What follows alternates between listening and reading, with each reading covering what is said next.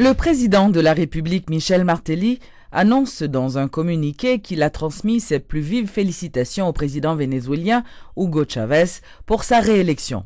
Le chef de l'État a profité de l'occasion pour formuler ses vœux de succès au président élu de la République bolivarienne au moment de réassumer ses nouvelles fonctions.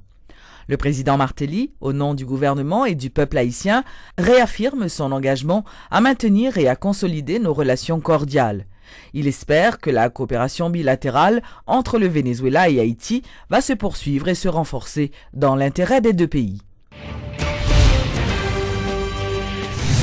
Les dernières manifestations antigouvernementales ne sont pas dans l'ensemble liées à la cherté de la vie. C'est ce qu'a révélé Maître Montferrier d'Orval.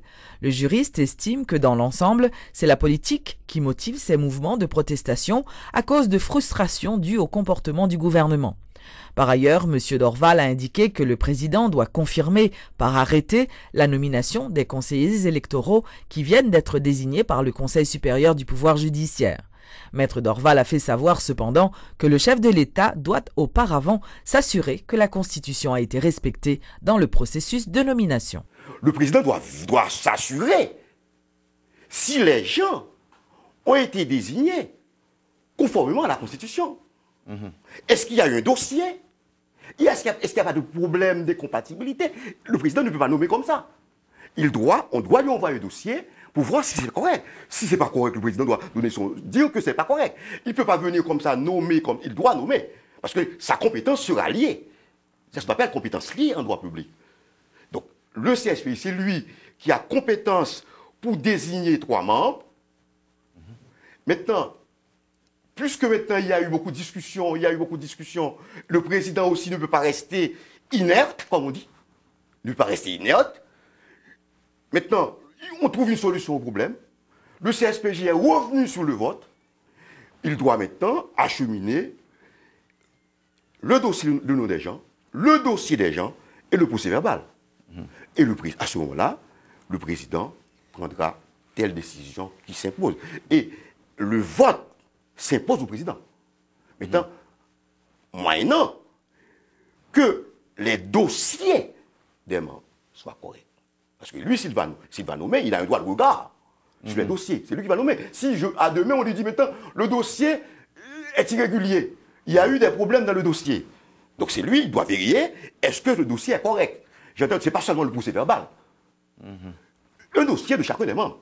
Et puisque les gens, il y a un appel à candidature, les gens ont déposé un dossier. Est-ce que le dossier est conforme aux prescriptions constitutionnelles? Dès lors que tout le dossier est correct, il doit remplacer ses membres à travers un arrêté.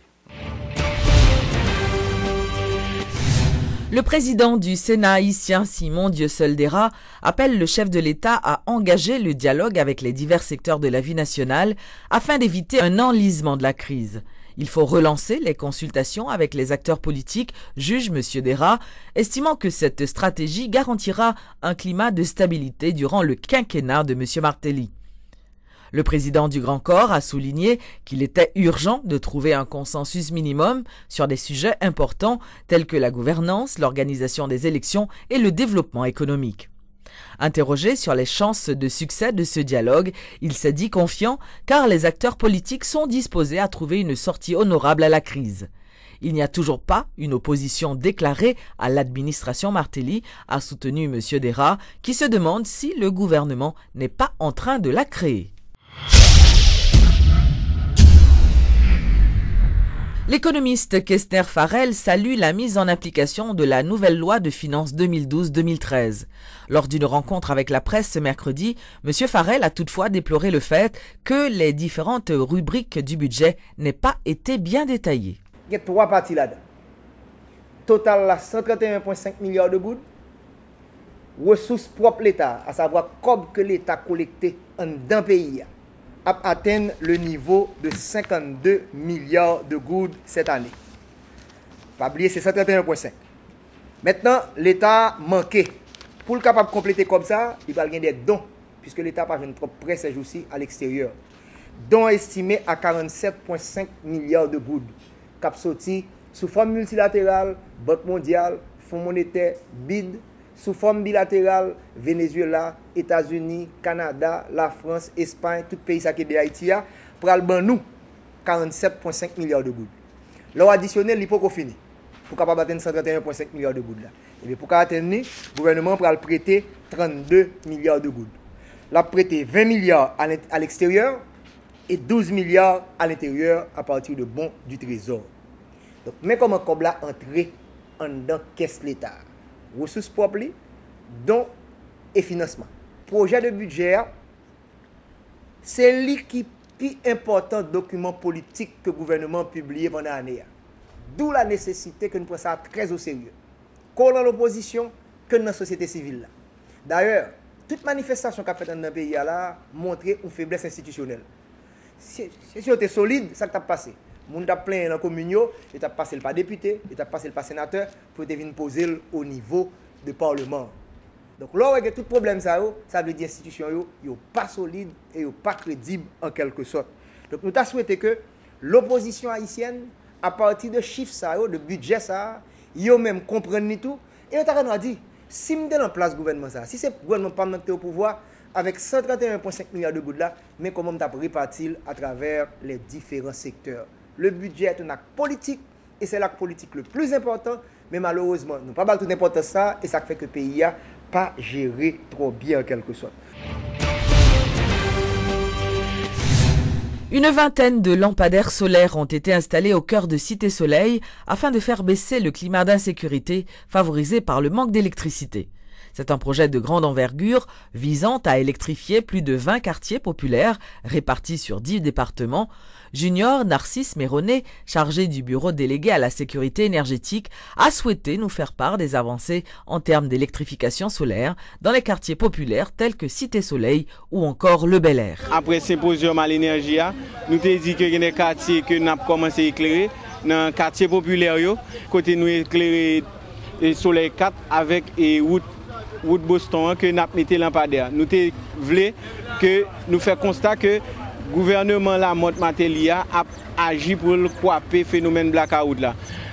Pendant ce temps, ni études sur route aéroport là avec route de Delma pour éclairage grand axe public a continué. Études sous 100 MW courant, nous avons dit appel d'offres là lancé à en cours et nous avons travaillé deux conseils avec bureau Premier ministre et bureau de proximité avec le programme et ministre pauvreté extrême dans la question amélioration conditions de vie population et surtout dans le quartier populaire. Le projet ça en lui-même c'est un projet qui allait sur 10 départements qui rend environ 7000 lampadaires là-dedans et premier axe nous viser ces quartiers populaires côté il allait sur 11 200 000 $. Tenu ce mercredi d'une séance de formation au profit des journalistes à l'initiative de la direction de la santé familiale du MSPP dans la lutte contre la transmission du VIH/SIDA de mère à enfant. Cette activité a vu le jour grâce au bureau de la Première Dame. Dorénavant, et je dis depuis l'année dernière, nous allons établir un agenda de travail avec les journalistes pour que cette campagne de PTME puisse se poursuivre et par tous les moyens culturellement approprié aussi, non seulement au niveau des mass médias, mais aussi au niveau des gaguerres, des chapettes, les fêtes patronales, les stades de football, etc. Là où il y a des affluences, il faut qu'il y ait des agents de santé, des professionnels de la santé qui viennent et vous donner toutes les formations sur la transmission verticale mère-enfant.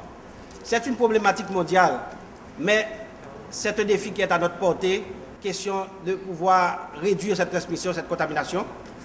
Et vous n'êtes pas sans savoir que toute femme enceinte séropositive, vous le savez déjà, peut donner naissance à un enfant sain dans l'ordre de 50% s'il n'y a pas de traitement.